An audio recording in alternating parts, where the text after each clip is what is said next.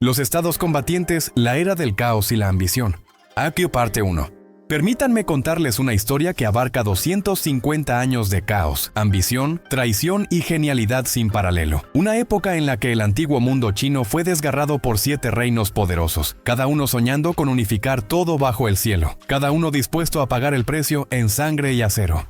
Esto no es simplemente una historia de guerras, sino la narrativa de cómo la civilización china fue forjada en el fuego de la competencia más feroz que el mundo antiguo jamás había visto.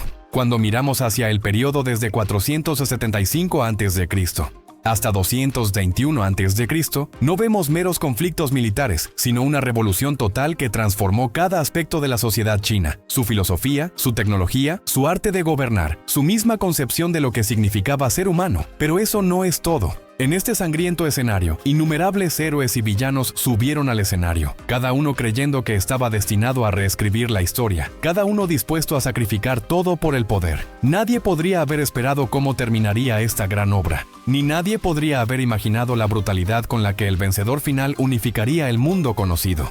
Para entender el periodo de los estados combatientes, debemos primero retroceder a sus orígenes. En 770 a.C., el rey Ping de Zhou fue forzado a trasladar la capital desde Haojing hacia el este, a Luoyang, marcando el fin de la dinastía Zhou occidental y el comienzo de la Zhou oriental. Pero el verdadero caos comenzó con la gradual desintegración del periodo de primaveras y otoños. El rey de Zhou nominalmente seguía siendo el señor supremo bajo el cielo, pero su poder real era insignificante. Los estados vasallos comenzaron a devorarse entre sí, el fuerte haciéndose más fuerte, el débil más débil. Luego, en 453 a.C., un evento crucial sacudió todo el mundo civilizado chino. Jin, uno de los estados más poderosos, fue dividido por 3 de sus familias ministeriales más prominentes. Han, Zhao y Wei formalmente particionaron el territorio de Jin entre ellos. Este evento, conocido como la partición de Jin, marcó el colapso total del viejo orden. El rey de Zhou estaba tan debilitado que incluso reconoció a estos 3 usurpadores, otorgándoles formalmente el título de señores feudales. Esto no fue simplemente una transferencia de poder, sino una transformación fundamental de todo el sistema político. El antiguo sistema aristocrático hereditario comenzó a ceder ante la pura fuerza y la capacidad, donde cualquier persona con ambición y talento podría ascender. Así nacieron los 7 estados combatientes: Qin, Chu, Qi, Yan, Han, Zhao y Wei. Cada estado tenía sus ventajas geográficas únicas, tradiciones culturales y circunstancias estratégicas. Qin estaba en el oeste, ocupando la fértil llanura de Guangzhou, protegida por montañas escarpadas, fácil de defender, difícil de atacar. Chu estaba en el sur, vasto en territorio, rico en recursos, pero su inmensidad también significaba dificultad para gobernarlo efectivamente. Qi estaba en el este, bordeando el mar, con comercio próspero y cultura floreciente. Yan estaba en el norte, lejos de las disputas del centro, pero por lo tanto también relativamente atrasado. Han, Zhao y Wei ocupaban el corazón del territorio central, tierra de las 4 batallas, constantemente enfrentando amenazas desde todas direcciones. Estos 7 estados formaban un delicado equilibrio de poder, cada uno buscando la oportunidad de romper ese equilibrio y convertirse en el hegemón supremo. Pero eso no es todo. En este gran tablero de ajedrez había otro factor crucial: la movilidad del talento. El periodo de los estados combatientes fue la primera vez en la historia china que la clase Shi, los letrados y guerreros, verdaderamente ascendió. Estos intelectuales, estrategas y militares ya no estaban atados a una sola familia noble, sino que podían moverse libremente entre diferentes estados, sirviendo al señor que mejor los recompensara y apreciara su talento. Esta formación de un mercado de talentos transformó fundamentalmente la naturaleza del poder. Ya no era el linaje lo que determinaba todo, sino la sabiduría, la capacidad y la visión estratégica. Es en este contexto que nuestra historia comienza a enfocarse en las figuras excepcionales que moldearon esta era. La primera persona que debemos mencionar es Wu Qi, un genio militar brillante pero de destino trágico. Wu Qi nació en el estado de Wei, mostrando desde joven un talento militar extraordinario. Pero su ambición superaba con creces las oportunidades que su nacimiento podía proporcionarle. Una vez, para obtener el puesto de general, mató a su propia esposa porque el gobernante sospechaba de su lealtad hacia Qi, el estado natal de su esposa. Este acto impactante demostró la brutal realidad del periodo de los estados combatientes. Frente al poder y el éxito, Las restricciones morales tradicionales comenzaban a desmoronarse. Wu Qi finalmente sirvió al estado de Lu, liderando las tropas para derrotar a Qi, pero su éxito solo atrajo envidia, obligándolo a partir. Luego se unió al estado de Wei, donde verdaderamente brilló. Bajo el empleo del marqués Wen de Wei, Wu Qi se convirtió en gobernador de la comandancia de Chige, responsable de defender contra Qin. Aquí demostró su verdadero talento como reformador militar. Wu Qi no era solo un brillante táctico, sino un profundo teórico militar. Enfatizaba la disciplina y el entrenamiento del ejército, abogando por tropas de élite en lugar de depender de números. Creó el famoso sistema de Wu-Su, soldados marciales, seleccionando hombres físicamente fuertes capaces de llevar cargas pesadas en marchas largas para entrenamiento especial. Estos Wu-Su se convirtieron en el núcleo de élite del ejército de Wei, haciendo de Wei el estado más poderoso en el periodo temprano de los estados combatientes, pero esto era solo el comienzo. Wu Qi también escribió el Arte de la Guerra de Wu Zi, que junto con El Arte de la Guerra de Sun Zi, se convirtió en uno de los dos pilares fundamentales de la teoría militar china antigua. Pero nadie podría haber esperado cómo giraría el destino de Wu Qi. Después de la muerte del marqués Wen, su hijo, el marqués Wu, heredó el trono. El nuevo gobernante era frío hacia Wu Qi, y combinado con la hostilidad de los nobles domésticos, Wu Qi se vio forzado a partir nuevamente. Esta vez se unió al estado de Chu, y bajo el apoyo del rey Dao de Chu comenzó una reforma audaz. Las reformas de Wu Qi en Chu fueron comprensivas, redujo los privilegios de la nobleza, abolió posiciones hereditarias, redistribuyó tierras y poder a aquellos con mérito. Simplificó las instituciones gubernamentales, fortaleció la centralización, reformó el ejército, elevando el estatus y el trato de los soldados. Estas reformas rápidamente fortalecieron el poder nacional de Chu, pero también plantaron las semillas de su propia perdición fatal. Cuando el rey Dao murió, los nobles cuyos privilegios habían sido despojados inmediatamente contraatacaron. Persiguieron a Wu Qi en el palacio. Wu Qi huyó al cuerpo del rey Dao, acostándose sobre el cadáver del rey, esperando salvarse así, porque según las leyes rituales, dañar el cuerpo real era un crimen capital. Pero los nobles enfurecidos ya no se preocupaban por tales cosas. Le dispararon flechas a Wu Qi y al hacerlo también hirieron el cadáver del rey Dao. Wu Qi murió así, a los 60 años aproximadamente. Pero la historia no terminó ahí. El nuevo rey Su de Chu, para consolidar su poder, usando el cargo de dañar el cuerpo del rey anterior, ejecutó a todos los nobles que habían participado en el asesinato de Wu Qi, exterminando sus clanes enteros, involucrando a más de 70 familias nobles. Este brutal final encapsuló perfectamente la esencia del periodo de los estados combatientes, la lucha entre reforma y contraforma, el conflicto entre las fuerzas emergentes y los intereses establecidos, el entrelazamiento de ambición personal y destino colectivo. La historia de Wu Qi nos introduce a otro tema clave: reforma y cambio institucional. A lo largo del periodo de los estados combatientes, casi todos los estados ambiciosos llevaron a cabo alguna forma de reforma, intentando ganar ventaja a través de la innovación institucional. Y entre todas estas reformas, la más completa, la más exitosa y también la más controvertida fue la reforma de Shang Yang en Qin. Shang Yang, originalmente llamado Gong Sun Yang, era nativo de Wei y de joven sirvió bajo el ministro Gong Shu Kuo en Wei.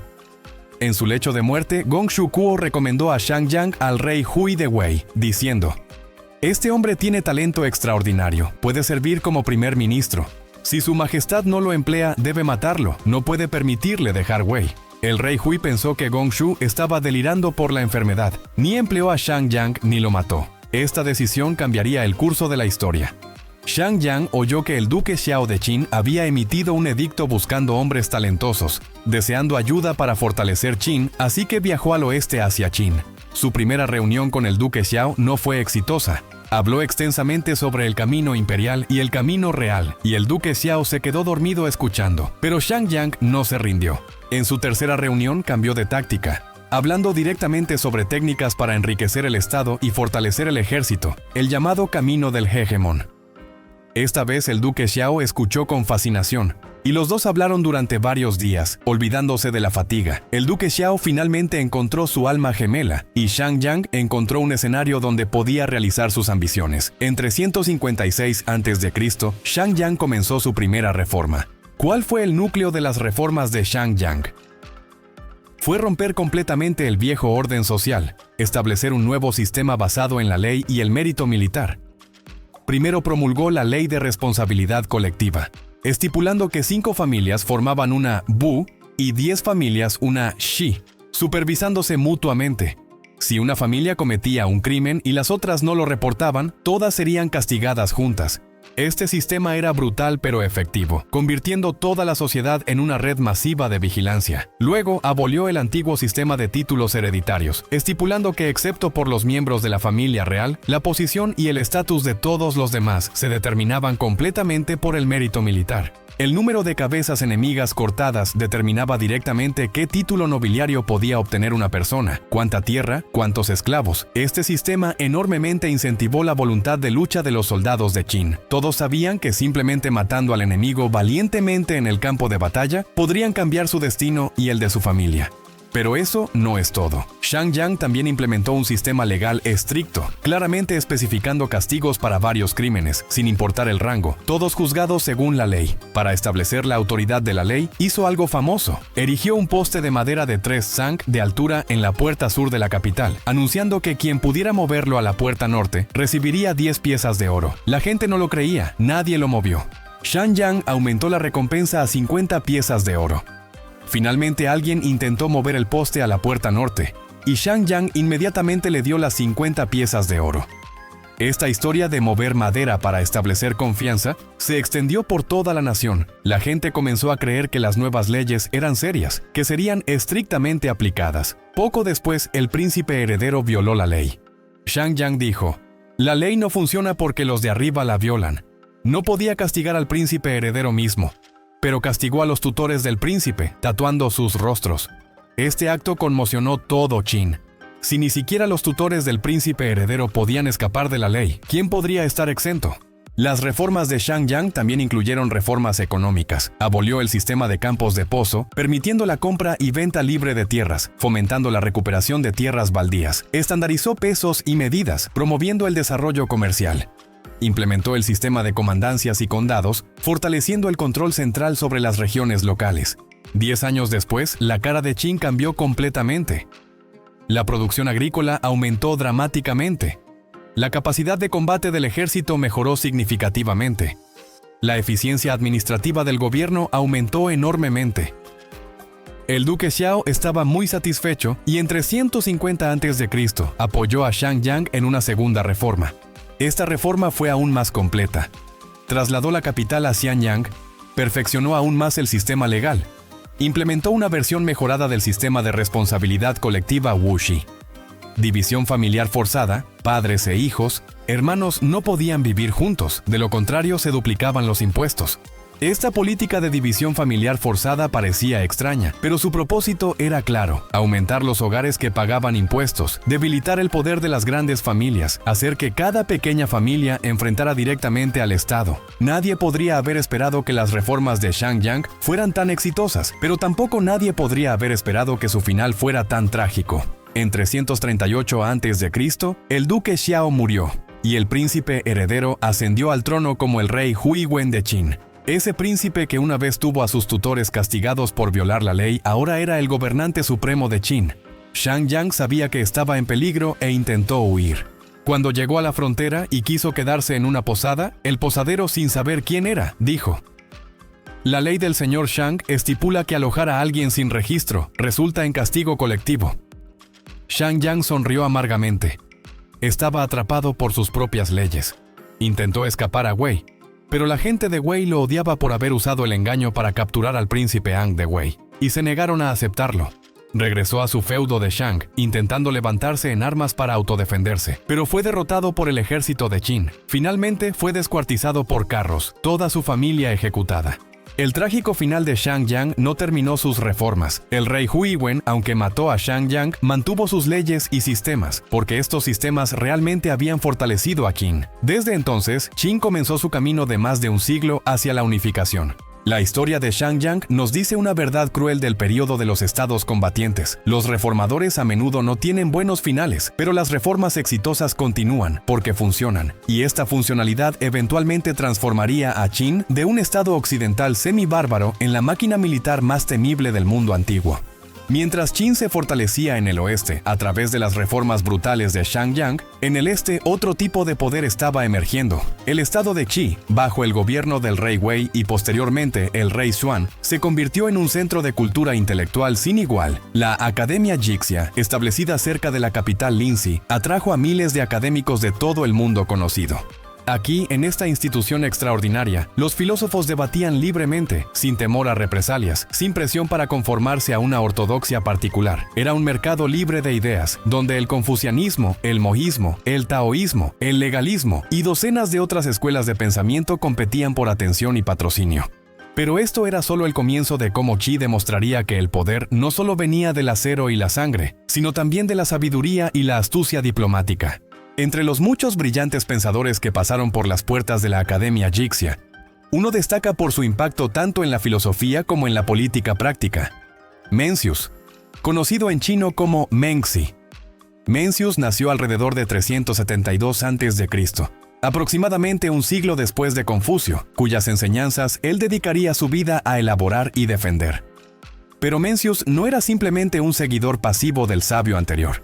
Él transformó el confucianismo en algo más robusto, más sistemático, más capaz de competir con las otras escuelas filosóficas que proliferaban en su tiempo. Su contribución central fue la doctrina de que la naturaleza humana es fundamentalmente buena. Argumentó que todos los humanos nacen con 4 brotes o inclinaciones innatas: compasión, vergüenza, deferencia y un sentido de lo correcto e incorrecto.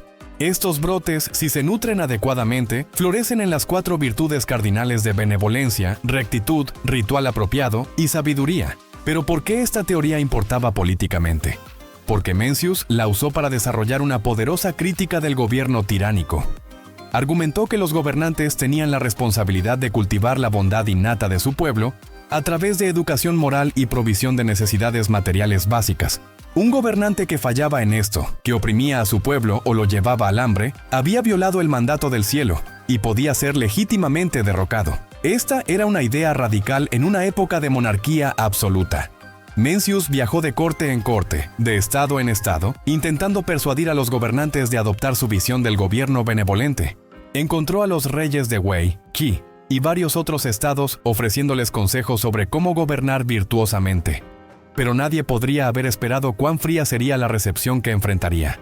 Los gobernantes del periodo de los estados combatientes estaban obsesionados con la supervivencia inmediata y la expansión militar. Las ideas de Mencius sobre cultivar la bondad y gobernar con benevolencia les parecían irrelevantes, incluso peligrosas. Querían técnicas para fortalecer sus ejércitos, aumentar sus tesoros, conquistar a sus vecinos.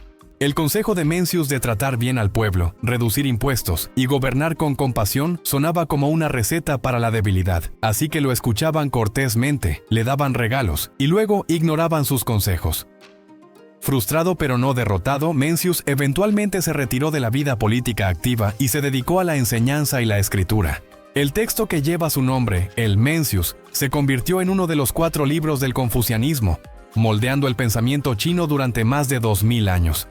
Pero en su propia vida murió alrededor de 289 a.C., sin ver a ningún gobernante implementar verdaderamente su visión. Mientras Mencius predicaba la benevolencia en el este, en el estado de Chu al sur, otro tipo de genio estaba emergiendo. Qu Yuan, nacido alrededor de 340 a.C. en una familia aristocrática de Chu, era un poeta de extraordinario talento y un funcionario leal que vería su vida destrozada por la traición y la política corrupta. Qu Yuan sirvió al rey Huai de Chu como ministro, ganando inicialmente gran confianza por su erudición e integridad. Abogó por una alianza con Qi contra el creciente poder de Qin, viendo correctamente que Qin representaba la amenaza existencial más grande para todos los estados orientales. Redactó leyes, aconsejó sobre política exterior y trabajó incansablemente por el bien de Chu. Pero esto era solo el comienzo de su tragedia. Otros ministros, envidiosos de la influencia de Qu Yuan, comenzaron a calumniarlo ante el rey. Susurraron que era arrogante, que se jactaba de sus talentos, que secretamente buscaba poder para sí mismo. El rey Huai, débil y susceptible a la adulación, comenzó a distanciarse de Qu Yuan. Mientras tanto, Qin, bajo la brillante dirección estratégica de su primer ministro Chang Yi, estaba ejecutando una campaña magistral de engaño diplomático. Chang Yi era un maestro de lo que los estrategas chinos llamarían Lian Heng, Alianza vertical versus He-Song, alianza horizontal. La estrategia de alianza horizontal, defendida por Qiu Yuan y otros, buscaba unir a todos los estados orientales contra Qin. La estrategia de alianza vertical de Zhang Yi buscaba romper estas alianzas haciendo que estados individuales se aliaran con Qin contra sus vecinos. Zhang Yi visitó Chu y ofreció al rey Huai un trato tentador. Si Chu rompía su alianza con Qi, Qin cedería 600 li de territorio a Chu. El rey Huai, codicioso por la tierra y ignorando las advertencias de Qiu Yuan de que esto era obviamente una trampa, rompió con Qi. Cuando envió emisarios a Qin para reclamar el territorio prometido, Zhang Yi se rió en sus caras. Había dicho 6 li, no 600 li, afirmó con burla. Chu ahora había alienado a Qi y no ganado nada de Qin. Enfurecido, el rey Huai atacó a Qin, solo para sufrir una derrota devastadora. Nadie podría haber esperado cuán completamente el engaño de Zhang Yi reconfiguraría el panorama político de China. Después de esta debacle, Qiu Yuan fue formalmente exiliado de la corte. Se retiró a las regiones del sur de Chu, y en su amargura y tristeza, comenzó a escribir algunos de los poemas más conmovedores de la literatura china. Sus elegías de Chu, Chuzi, expresaban su angustia por la injusticia que había sufrido, su dolor por el declive de Chu, su lealtad inquebrantable a pesar del maltrato. Los poemas están llenos de imágenes elaboradas del mundo natural, referencias a mitos y leyendas antiguas, y una intensidad emocional que era completamente nueva en la literatura china. Pero eso no es todo. Mientras estaba en el exilio, Qiu Yuan también escribió obras alegóricas como Li Sao, Encontrando Tristeza, donde se representaba a sí mismo como un buscador leal que intentaba aconsejar a un gobernante que no escuchaba, viajando por el cosmos en busca de sabiduría e iluminación. Los años pasaron. El rey Huai murió en cautiverio en Qin en 296 a.C., después de ser engañado para asistir a una reunión allí. Su hijo el rey Qingxiang ascendió al trono, pero mostró aún menos aprecio por Qiu Yuan que su padre. En 278 a.C., el general de Qin Baiqi capturó Jing, la capital de Chu, una humillación devastadora. Qiu Yuan, ahora un anciano viviendo en el exilio, oyó las noticias. El estado que había servido fielmente, que había intentado salvar con sus consejos, había caído ante la misma amenaza que había advertido. Abrumado por la pena y la desesperación, Qiu Yuan se ató piedras a su cuerpo y se ahogó en el río Miluo. Su muerte, tradicionalmente fechada el 5º día del 5º mes lunar, todavía se conmemora en el Festival del Bote Dragón. La leyenda dice que los pescadores locales remaron sus botes por el río, golpeando tambores y arrojando arroz envuelto en hojas al agua para evitar que los peces comieran su cuerpo. Este sería el origen del festival y las carreras de botes dragón. La historia de Qiu Yuan nos muestra otra dimensión del periodo de los estados combatientes. No era solo una época de reformadores brutales y generales despiadados, sino también de idealistas trágicos que se aferraban a visiones de lealtad, integridad y servicio incluso cuando el mundo a su alrededor descendía al puro pragmatismo. Mientras Qiu Yuan se ahogaba en tristeza en el sur, en el estado de Qin al oeste, una nueva generación de estrategas estaba llevando el pragmatismo amoral a nuevas alturas. El ya mencionado Zhang Yi era uno de ellos, pero su contemporáneo y rival Su Qin era igual de brillante. Estos dos hombres, ambos estudiantes de una figura legendaria conocida como Gui Guzi, el maestro del Valle Fantasma, representaban dos enfoques opuestos para la gran estrategia. Su Qin era el principal defensor de la estrategia de alianza horizontal, la idea de que los 6 estados orientales debían unirse contra Qin. Viajó de corte en corte con asombrosa energía, persuadiendo a los gobernantes de firmar una alianza defensiva mutua. Su elocuencia era legendaria.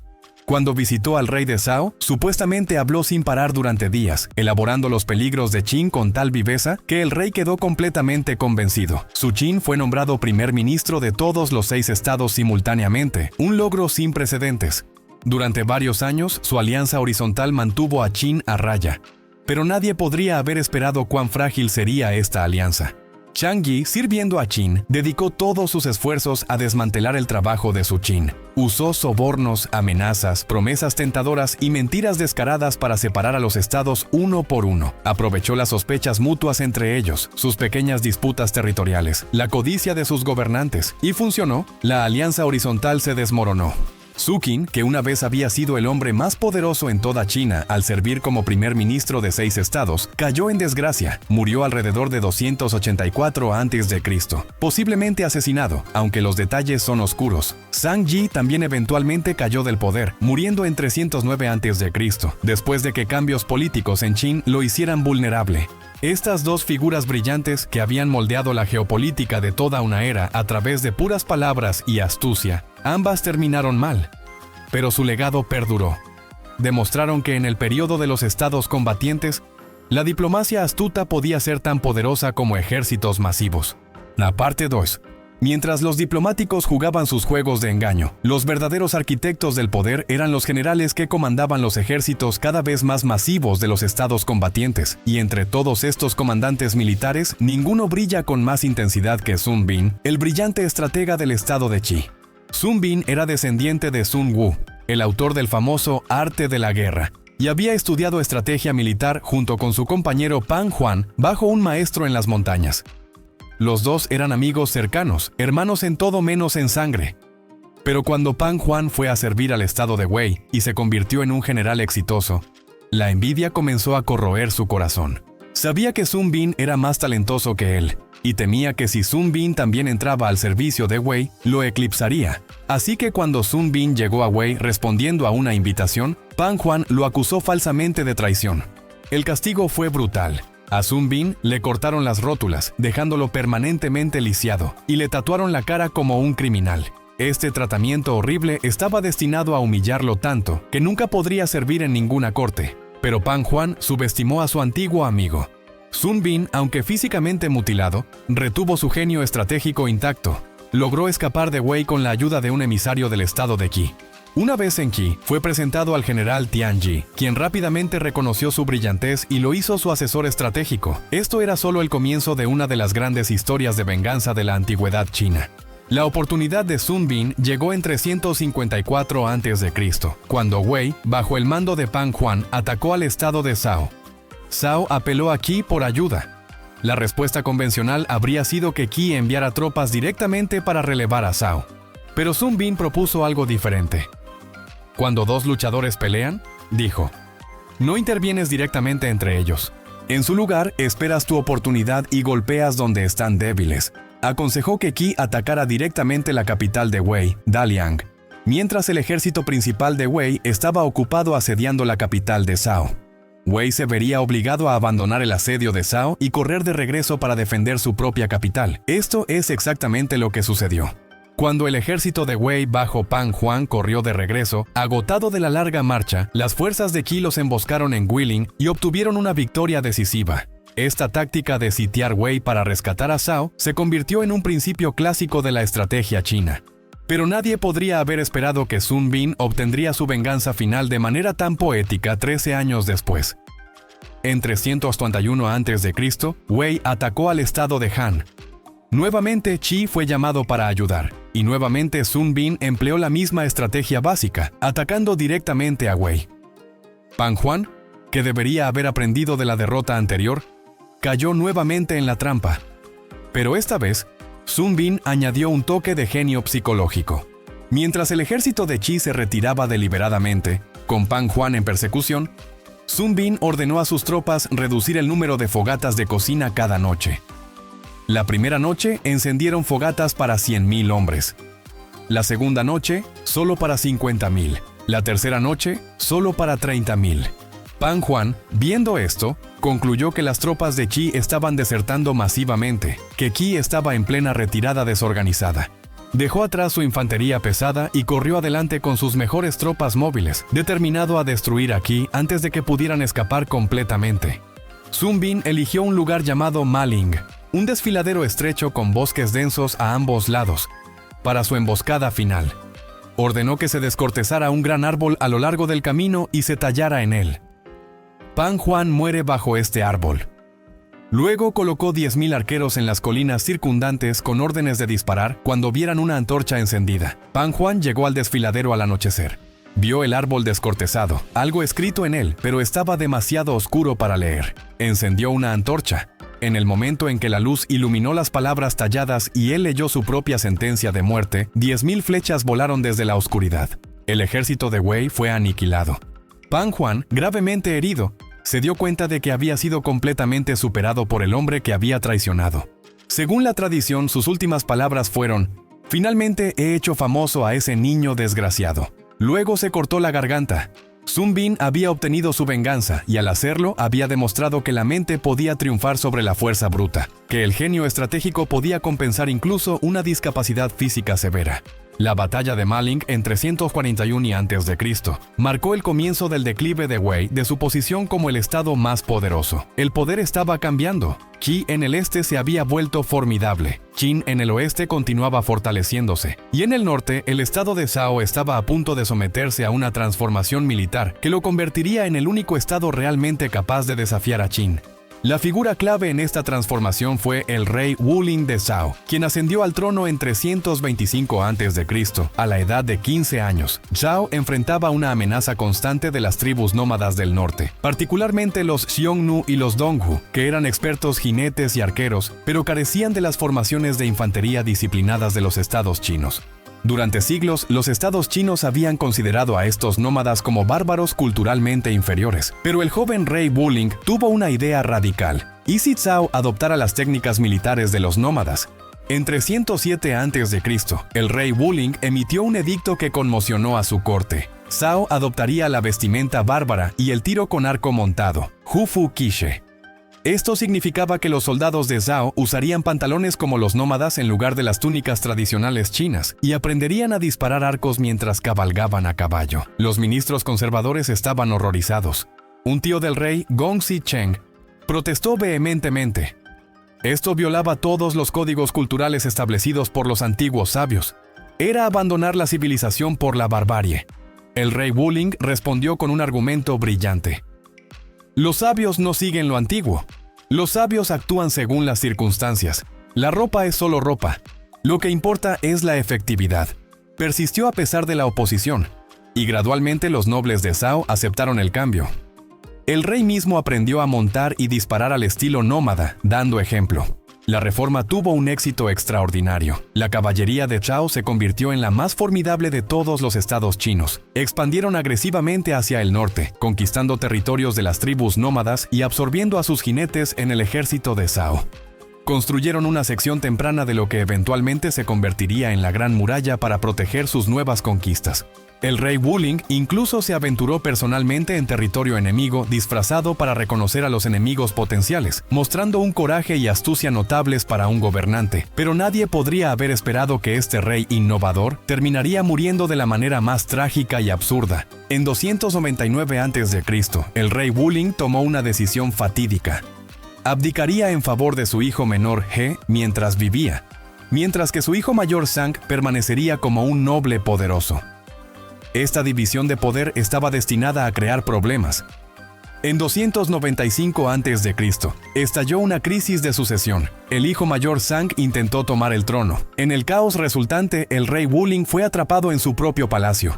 Los partidarios de su hijo, He, sitiaron el palacio para evitar que interviniera en su favor. Lo mantuvieron allí durante más de 3 meses. Finalmente, el rey Wuling murió de hambre en su propio palacio, una muerte patética para un hombre que había sido uno de los reformadores militares más audaces de su época. Su cuerpo fue encontrado después de que los pájaros carpinteros que habitaban el palacio comenzaran a volar hacia afuera, alertando a la gente de que algo estaba terriblemente mal. Esta trágica muerte subrayó un patrón recurrente del periodo de los estados combatientes. Incluso los gobernantes y reformadores más brillantes a menudo encontraban finales violentos o miserables. Mientras Zhao desarrollaba su caballería en el norte, en Qin al oeste, otro gran general estaba emergiendo, Bai Qi, posiblemente el comandante militar más letal en toda la historia china antigua. Bai Qi sirvió bajo los reyes Zhao Xiang de Qin y durante su carrera supuestamente mató a más de 1 millón de soldados enemigos. Este número, aunque posiblemente exagerado, sin embargo transmite la escala asombrosa de las matanzas que caracterizaron la guerra en los últimos estados combatientes. Bai Qi era un maestro de la batalla de aniquilación, destruyendo completamente ejércitos enemigos en lugar de simplemente derrotarlos. Su mayor victoria y también su acto más infame llegó en la batalla de Changping en 260 a.C., donde Qin enfrentó a Zhao en lo que sería uno de los enfrentamientos más grandes y sangrientos del mundo antiguo.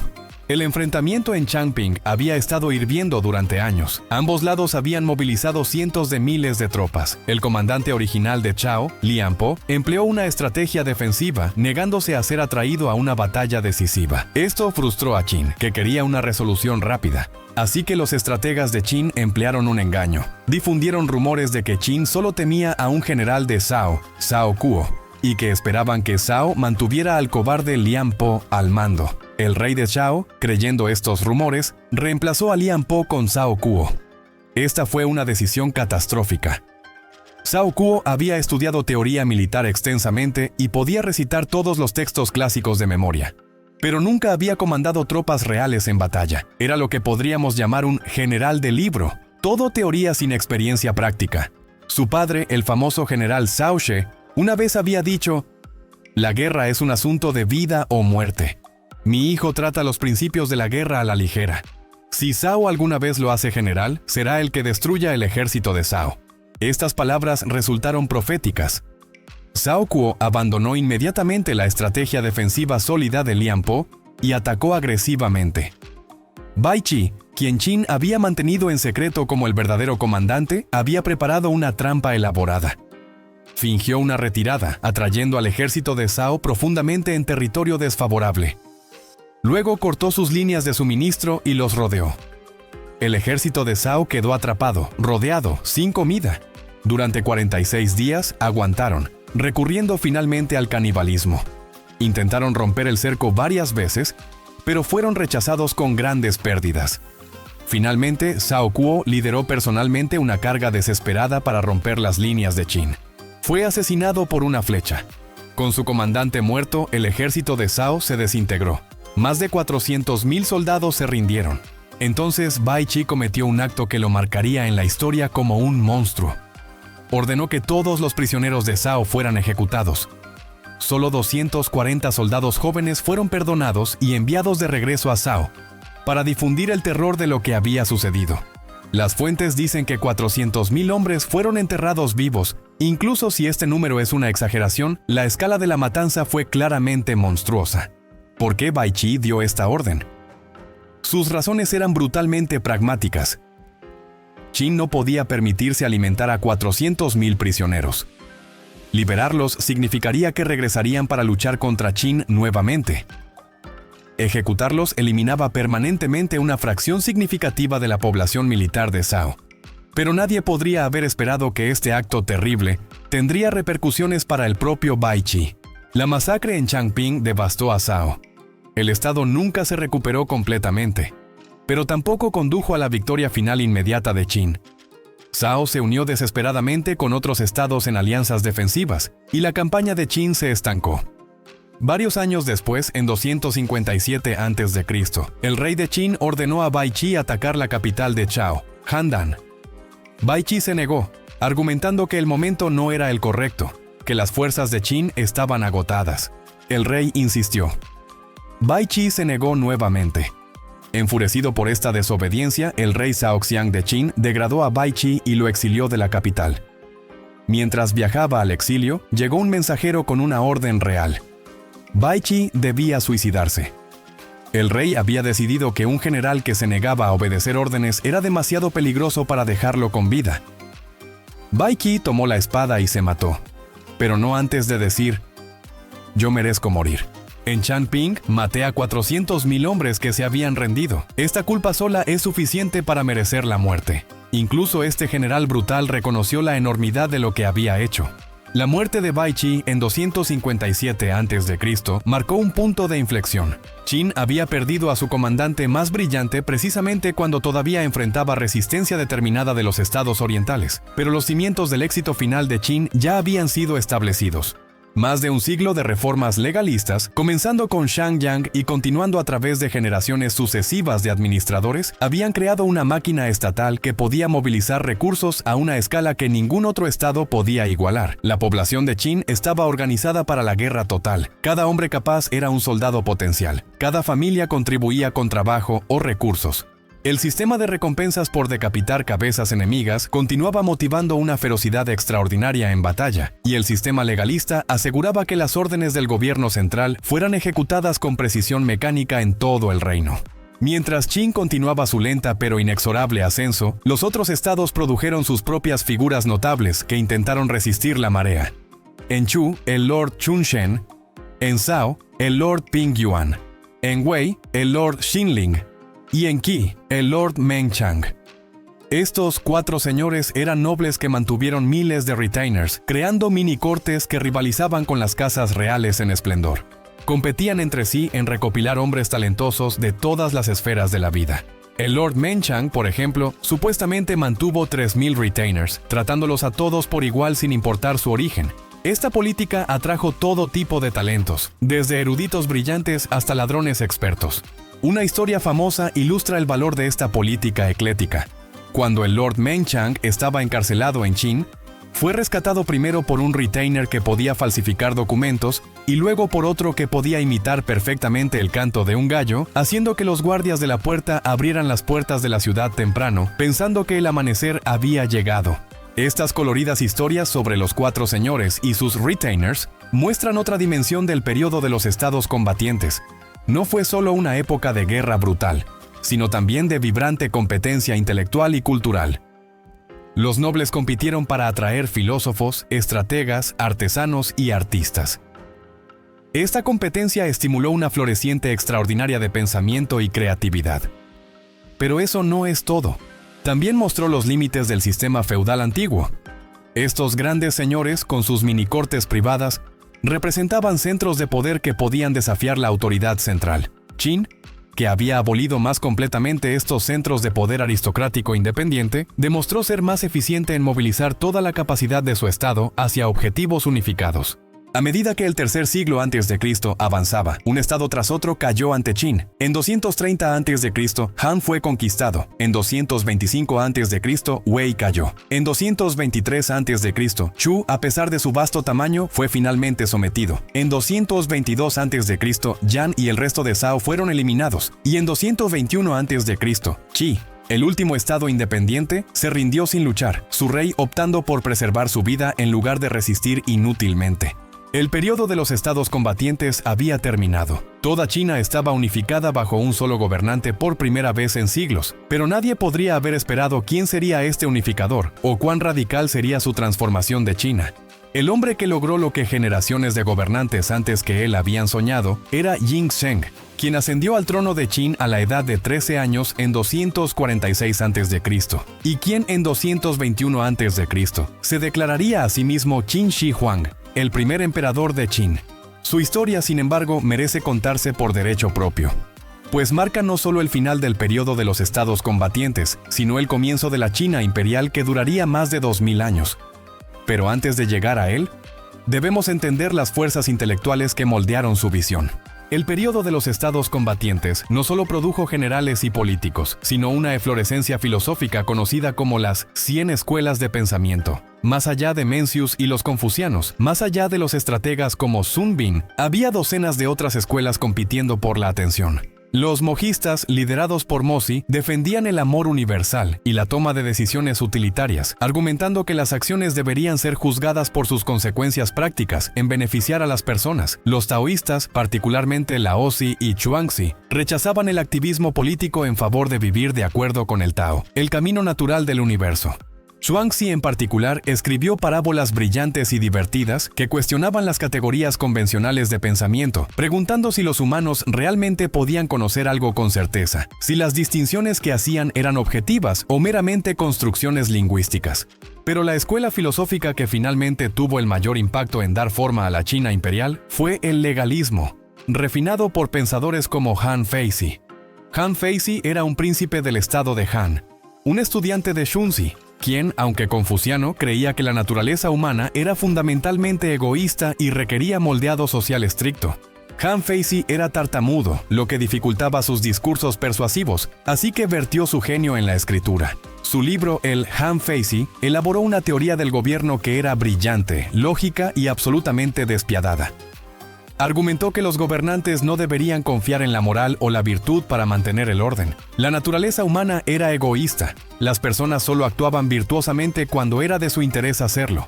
Por lo tanto, los gobiernos efectivos debían basarse en dos principios: Efa, ley, y Shu, técnica o astucia. Las leyes deberían ser claras, públicas y aplicadas universalmente sin excepción. Las técnicas incluían métodos para los gobernantes de mantener el control sobre los burócratas, como asignar responsabilidades claras, comparar reclamos con resultados y castigar despiadadamente el fracaso. Han Feizi también advirtió contra confucianos y persuasores que abogaban por la benevolencia y el ritual. Los llamó parásitos que debilitaban a los estados con sus demandas impracticables de gobierno virtuoso. Lo que se necesitaba no era virtud sino eficiencia, no era benevolencia sino disciplina estricta.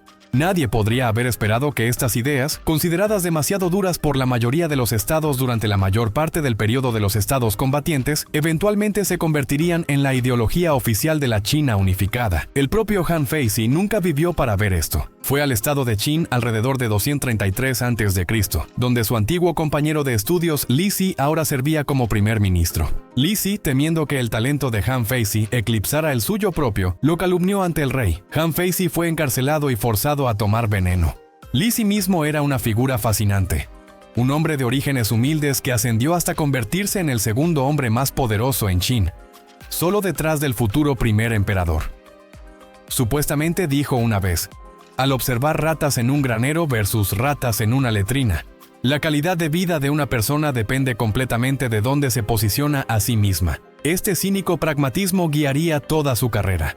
Se posicionó en Qin, el estado más probable de conquistar todos los demás. Implementó políticas legalistas sin piedad. Y cuando Qin logró la unificación en 221 a.C., Li Si ayudó a diseñar las reformas radicales que transformarían a China. La unificación bajo Qin Shi Huang marcó el final del periodo de los estados combatientes, pero no trajo paz inmediata o estabilidad. El primer emperador, aconsejado por Li Si, implementó una centralización radical, estandarizó pesos y medidas, estandarizó la escritura, estandarizó el ancho de los ejes de los carros. Abolió la nobleza feudal, reemplazando a todos los señores territoriales, con funcionarios designados directamente por el gobierno central. Confiscó todas las armas privadas, fundiéndolas en estatuas. Conectó las murallas defensivas del norte en lo que eventualmente se convertiría en la Gran Muralla. Y, infamemente, ordenó la quema de libros que no trataban sobre agricultura, medicina o adivinación. Y enterró vivos a 460 eruditos confucianos que protestaron contra estas políticas. Estas medidas draconianas unificaron China, pero también sembraron las semillas de la propia destrucción de Qin. Cuando el primer emperador murió en 210 a.C., su imperio rápidamente se desintegró en guerra civil. En 206 a.C., solo 15 años después de lograr la unificación, la dinastía Qin colapsó. La dinastía Han que siguió adoptaría una forma más suave de gobierno, mezclando legalismo administrativo con retórica confuciana. Pero los fundamentos establecidos durante el periodo de los estados combatientes, la idea de un imperio unificado gobernado por leyes universales y una burocracia centralizada, permanecerían como la estructura básica del Estado chino durante más de 2000 años.